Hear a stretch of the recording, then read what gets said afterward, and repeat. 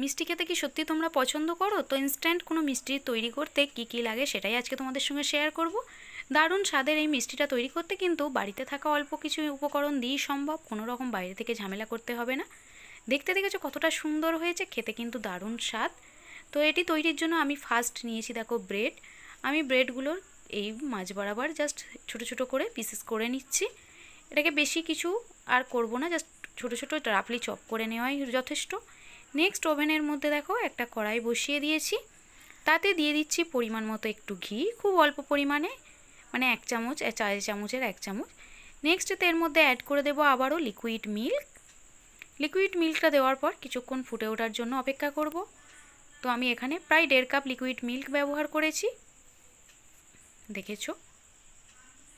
Liquid মিল্কটা একটু ফুটে ওঠার পর এর মধ্যে মানে গরম হওয়ার পর নেক্সট এর মধ্যে অ্যাড করে দেব মিল্ক পাউডার।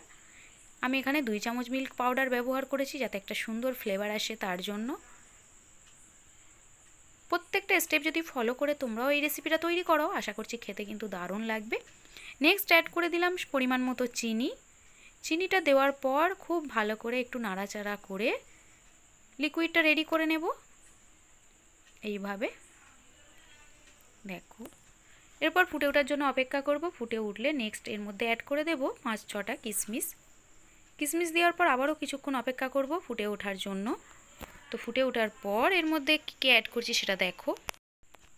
অ্যাড করে দেব ব্রেড ক্রাম্বস, মানে আমি যে ব্রেডগুলো আগে থেকে কুচিয়েছিলাম সেটা মিক্সিতে একটু জাস্ট ডাস্ট করে নিয়েছি, সেই ব্রেড ক্রাম্বসটা এর মধ্যে অ্যাড করে দেব লিকুইড মিল্কের মধ্যে। দেওয়ার পর একটু নাড়াচাড়া করে যখন দেখবে মাখা মাখা হয়ে আসছে, মানে জলটা শুকিয়ে গেছে লিকুইড মিল্কটা, সেই পর্যায়ে অ্যাড করে দেবো সামান্য একটু ফুড কালার। এটা অপশনাল, তোমরা চাইলে দিতেও পারো নাও পারো, তোমরা জাস্ট একই কালার ব্রেড কালার রেখে দিতে পারো। আমি একটু ইয়েলো কালার করার জন্য ফুড কালারটা অ্যাড করলাম। করার পর জাস্ট দেখো একটু নাড়াচাড়া করলে সুন্দর একটা কালারও চলে আসবে এবং ব্রেডটাও বেশ ঝরঝরে হয়ে যাবে, মানে লিকুইডটা অনেকটাই কমে যাবে। বসা যখন দেখবে কড়াই থেকে এইভাবে ছেড়ে আসছে সেই পর্যায়ে ওভেনটা বন্ধ করে দিয়ে একটা সুন্দর প্লেটের মধ্যে এটাকে সেট করে নিতে হবে। সেট করে নিলেই রেডি হয়ে যাবে, আর কিছুই কাজ নেই, জাস্ট ফ্রিজের মধ্যে রাখো আর পিস করে খেয়ে নাও।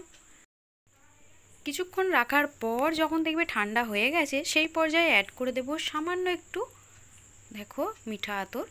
তোমরা চাইলে এখানে গোলাপ জলও অ্যাড করতে পারো যাতে একটা সুন্দর ফ্লেভারও আসে তার জন্য। নেক্সট তোমরা এটাকে যে কোনো কন্টেনারে অথবা কোনো কেক তৈরির যে মোল্ড সেই মোল্ডের মধ্যে এটাকে সেট করে নিতে পারো। নেক্সট এইভাবে সেট করে দেওয়ার পর তোমরা চাইলে এটাকে ফ্রিজের মধ্যে ঘন্টাখানেক রেখে দিয়ে জাস্ট প্লেট আউট করে নাও। দেখেছো কতটা সুন্দরভাবে সেট হয়েছে। এর মধ্যে উপর থেকে একটু আমন্ড কুচো করে দিয়ে দিলাম, তোমরা চাইলে যে কোনো বাদাম কুচো করে দিতে পারো।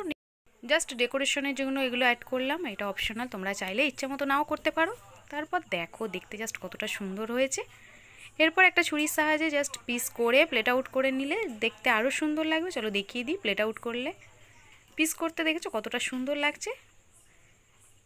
দেখো জাস্ট ওয়াও, খেতে কিন্তু দারুণ হয়েছিল বন্ধুরা। তোমরাও এটাকে ট্রাই করো, ভালো লাগলে আমার চ্যানেলটিকে সাবস্ক্রাইব করো। বাই, সকলে ভালো থেকো, সুস্থ থেকো অ্যান্ড বি কেয়ারফুল।